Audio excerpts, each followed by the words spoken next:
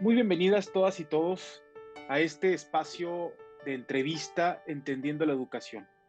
Este es un espacio que promueve la reflexión crítica sobre el acontecer de la realidad social, política y económica desde sus implicaciones al sector educativo en el país, con la participación de actores destacados en el ámbito académico, político, eclesiástico, cultural y social.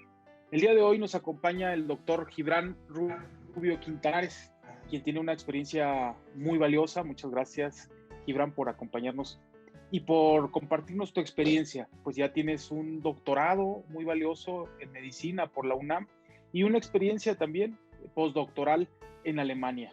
Pues bienvenido, muchas gracias por acompañarnos.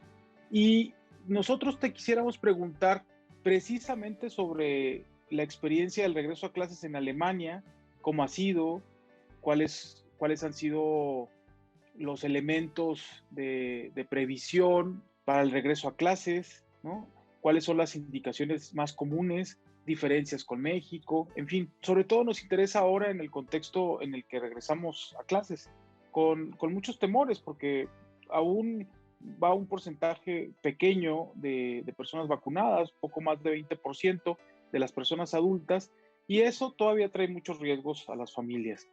Entonces, si quisieras compartirnos, Gibran, ¿cómo ves la situación en Alemania? ¿Cuáles son las similitudes y diferencias? Buenas tardes, gracias por la invitación. Me voy a quitar el cubrebocas para que se escuche mejor. Bueno, en Alemania en realidad ha habido un cierre de las escuelas no tan prolongado como en México. En Alemania lo que hemos tenido han sido periodos intermitentes. Cuando comenzó la pandemia se cerró más o menos a la misma fecha que cerró México. En el verano, contrario a lo que ocurrió en México, que aquí seguía todavía muy altos los casos, comenzaron a bajar y se permitió la reaperturación.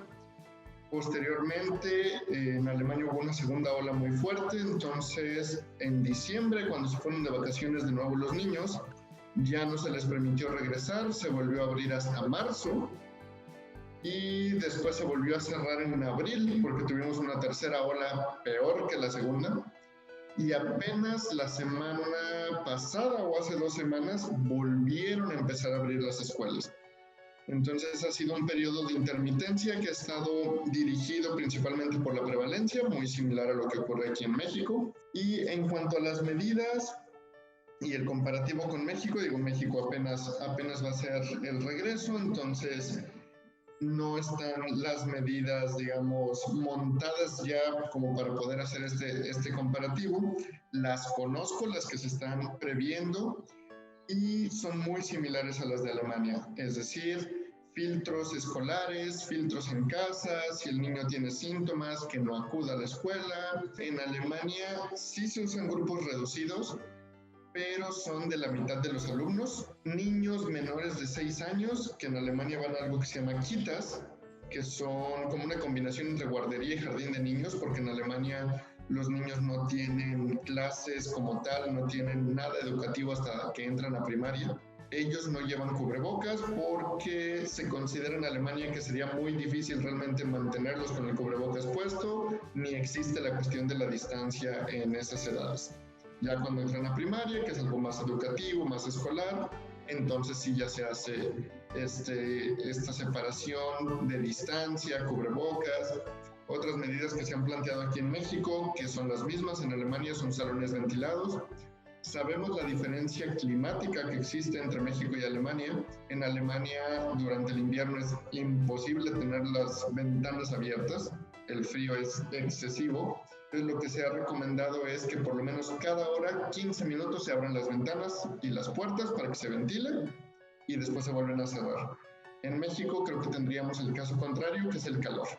Lo mismo, se deben de tener puertas y ventanas abiertas, lo cual es más sencillo. Sin embargo, hay lugares, incluido Tabasco, que prácticamente vivir sin aire acondicionado es fatal, no se puede, por lo menos del mediodía en adelante, aunque no es lo ideal prender aires acondicionados o ventiladores, porque lo único que hacen es recircular, sobre todo estos mini splits. pues no hay alternativa, ¿no? Entonces la recomendación pues es que se prendan y apaguen de forma intermitente para que no sea una recirculación de aire continua y que se privilegie el abrir puertas y ventanas. Otras medidas que he visto, que son los arcos sanitizantes y los tapetes, esos en realidad en Alemania no se usan.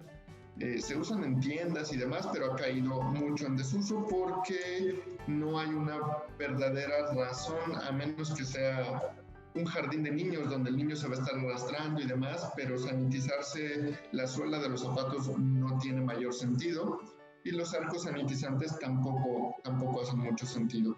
De ahí en fuera las medidas son muy similares, exceptuando que en Alemania se empezó a hacer prueba de antígenos a los profesores cada 15 días, y a los alumnos se empezó en marzo, cuando regresaron a clases, antes del cierre de abril, a tratar de hacer lo mismo. Sin embargo, se observó que cada 15 días hacer la prueba no servía de mucho en los profesores, y en los alumnos tampoco, porque una prueba de antígenos te permite detectar casos que ya son infectantes. Nosotros en el instituto desarrollamos una técnica distinta que actualmente ya se está usando en todo el estado y en toda la ciudad de Colonia, que es una combinatoria de un muestreo distinto con PCR a tiempo real, que nos permite obtener el resultado pronto y los casos aislarlos de forma temprana antes de que puedan contagiar. Sobre el otro tema que tocaste, que es vacunación, yo creo que la velocidad de vacunación entre México y Alemania no hay mucha diferencia.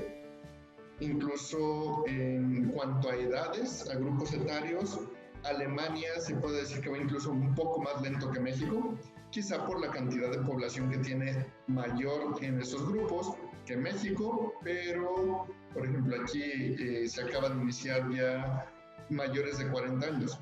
En Alemania todavía vamos en mayores de 60. Y sí se incluyó ya también a los profesores en Alemania, pero no todos se han vacunado todavía. Entonces, esas condiciones son similares entre México y Alemania.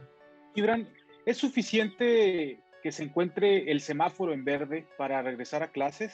¿O hay otros elementos, otros argumentos necesarios para la consideración del regreso a clases? El semáforo en verde lo que indicaría sería que la transmisión del virus ya no está siendo comunitaria, probablemente haya casos aislados o en clústeres, lo cual permite la reapertura tanto de cuestiones económicas como de las clases.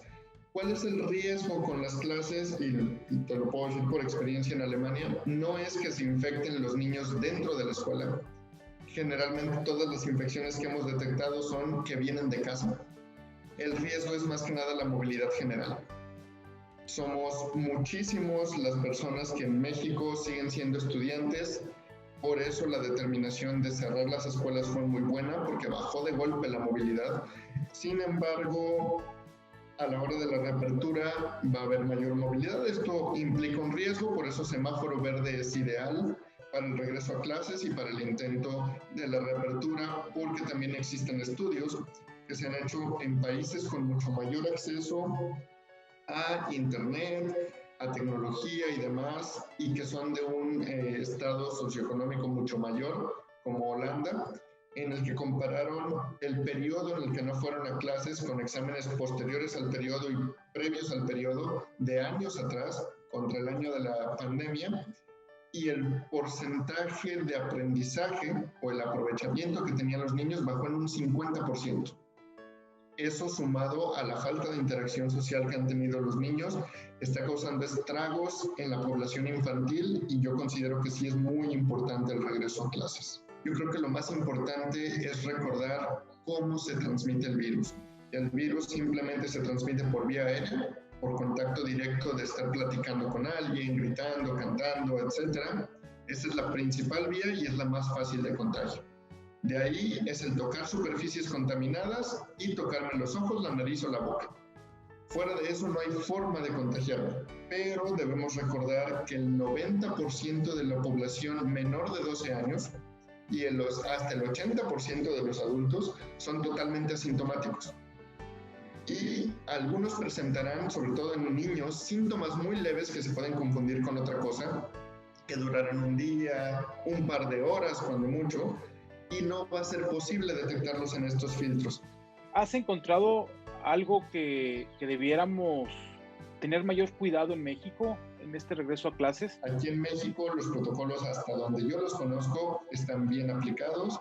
Se tiene también tomado en cuenta, bueno, qué pasa si tengo un caso positivo, a quiénes tengo que aislar, cierro la escuela, no cierro la escuela, solo cierro un grupo. Todo esto va a depender mucho de nuestra capacidad para la detección temprana de casos. Creo que esa es una parte muy importante que se pudiera anexar a los protocolos ya establecidos, que es la detección temprana. Sí, aquí en México hay experimentos recientes sobre medidores de CO2. ¿Qué tan efectivo puede ser este método de control? El medidor de CO2 lo que va a dar es simplemente qué tan viciado está el aire, pero no nos va a detectar partículas virales, es decir, no porque yo tenga el CO2 alto dentro de una habitación, lo cual significa que mucha gente está respirando ahí y que no hay aire fresco, esto no significa forzosamente que voy a tener virus dentro de la habitación, pero sí me pudiera servir como un auxiliar de indicador de, caray, tengo que abrir las ventanas. ¿Y por qué se dice abrir las ventanas y no tener el mini split o el ventilador? Porque lo que necesitamos es que entre aire fresco. Incluso se han manejado en artículos científicos la teoría de, bueno, pero ¿qué pasa si la ventana está cerca del que tiene el virus? Me va a aventar el virus hacia el de al lado. La cuestión y lo que hay que recordar es que se necesita una dosis mínima de virus para poderme infectar. No porque me llegue un virus me voy a infectar de coronavirus, necesito una dosis mínima, que en los estudios científicos está planteada en 1 millón de virus por mililitro, que es la carga viral mínima infecciosa. Sin embargo, obviamente hay variantes en esto, pero lo que yo estoy haciendo al abrir una ventana y dejar que entre el aire es diluir la cantidad de virus que hay entre el aire total que existe, y esto permite que reduzca la posibilidad de infección. Entonces, tocante al tema de los medidores de CO2, pudieran servir como auxiliar para saber qué tanto CO2 está en el ambiente y qué tan viciado está el aire, pero esto va a depender de a qué nivel lo estoy poniendo, cuál va a ser mi punto para tener una alarma para abrirlos, etc. Entonces, más sencillo y más económico que poner medidores de CO2 es simplemente tener todo el tiempo la ventilación abierta. Y por otro lado, si gustas contarnos un poco más de la investigación que tú y tu equipo han realizado.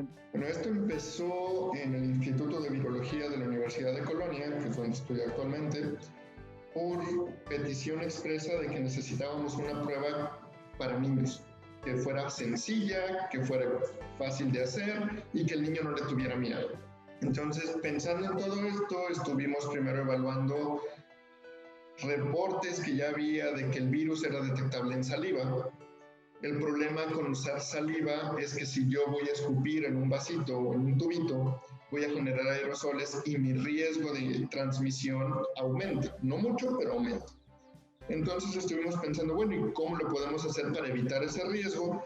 Y al final llegamos al uso de estos hisopos y de otros que usamos en Alemania. Hemos probado diversos, todos funcionan, en el que el niño simplemente lo abre y después de abrirlo, lo único que va a hacer es meter el hisopo en la boca y jugar con él dentro de la boca 30 segundos con la boca cerrada, por lo cual el riesgo es disminuido, y llenarlo de saliva, jugarlo por todos los interiores de los cachetes, que se llaman carrillos, por la lengua, por todos lados, sin necesidad de ir profundo ni nada, es solo jugar como si fuera una paleta. De hecho, tal como dice mi cubrebocas, lo llamamos estrategia Loli, por la semejanza con paleta, y estos tubitos nosotros los procesamos en el laboratorio para saber si existe alguien con infección o no.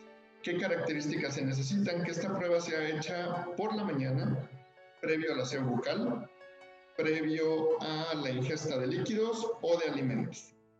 O bien en la escuela, 1 hora por lo menos debe de pasar de que ingerí alimentos, pero debe de ser por la mañana, y líquidos.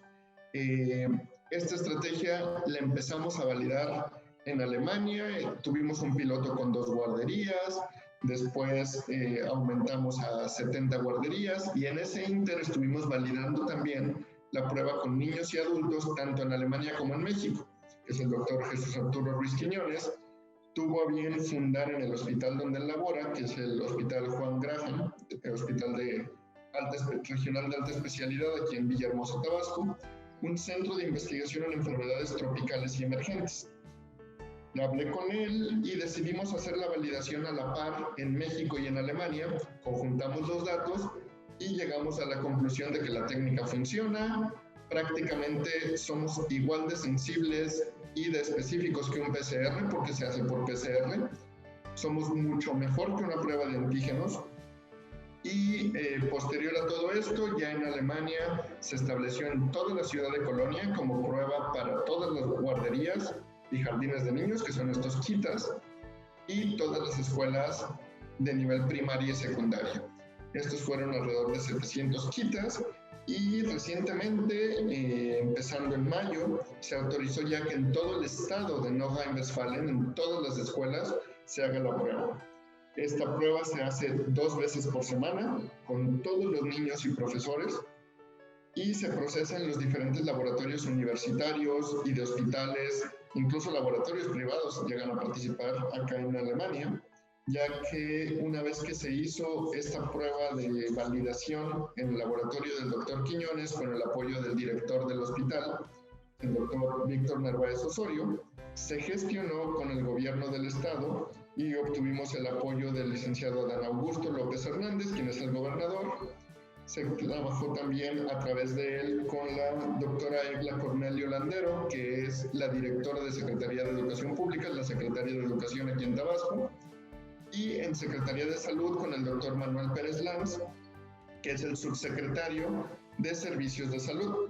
En conjunto se optó por la opción de montar esto como prueba piloto y se inició justamente con 5 escuelas privadas. Estamos por iniciar la 6ª la siguiente semana por un periodo de 4 a 6 semanas. De hecho, lo vamos a extender hasta el 25 de junio, que es cuando se pretende el cierre de unas asesorías especiales que empezaron estas escuelas. Tramitaron un permiso ante la Secretaría de Educación y Salud para que se pudieran abrir con horario reducido. Los niños vienen solo 5 niños por salón. La CENEP tiene presencia en todo el país a través de sus 61 federaciones. Si alguna de ellas estuviera interesada, ¿cómo sería para contactarte y a través de qué sistema pueden entrar a este monitoreo? Tendría que ser a través de la Secretaría de Educación, porque ellos son los que otorgan el permiso, algo que fuimos muy claros desde el principio, tanto el doctor Narváez, el doctor Quiñones y yo, cuando propusimos montar el piloto, fue no queremos que abran escuelas para hacer el piloto, queremos que las que vayan a abrir por cualquier otro motivo, si quieren adherirse, los invitamos a participar en el piloto. Y así es como se ha estado haciendo, ¿no? No sé qué tipo de trámite o cómo hayan hecho estas escuelas para obtener el permiso. Lo que nosotros obtuvimos de información por parte de la SEP fue: estas escuelas tienen permiso de abrir de esta manera, van a estar dando estas asesorías. Y se hizo una reunión con varias escuelas privadas aquí en Villahermosa. Muy interesante, doctor Gibran, todo esto que nos cuentas, de toda esta metodología innovadora para salvar vidas. Muchísimas gracias por tu tiempo y por este espacio y por esta entrevista. Gracias y seguimos en contacto. Muchas gracias.